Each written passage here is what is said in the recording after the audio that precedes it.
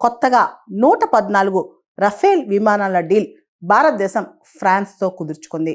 Rafale యుద్ధ విమానాల డీల్కు కేంద్ర ప్రభుత్వం గ్రీన్ సిగ్నల్ ఇచ్చింది. ఈ మేరకు ఫ్రాన్స్తో దాదాపు 3,25,000 కోట్ల రూపాయల ఖర్చుతో రఫేల్ యుద్ధ విమానాలను కేంద్రం కొనుక్కోనున్నట్లు ప్రకటించింది.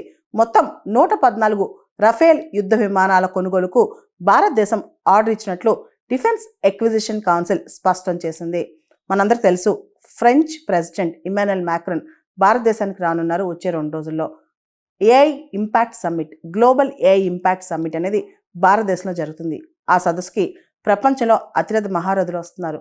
ముఖ్యంగా గ్లోబల్ సౌత్లో ఈ ఏఐ ఇంపాక్ట్ సదస్సు జరగటం ఇదే తొలిసారి అనమాట. దానికి ఇమాన్యుయల్ మాక్రాన్ రానున్నారు. అయితే మాక్రాన్ పర్యటనకు ముందే రఫేల్ యుద్ధ విమానాల కొనుగోలు డీల్ కేంద్రం ఆమోదం తెలిపిందనమాట.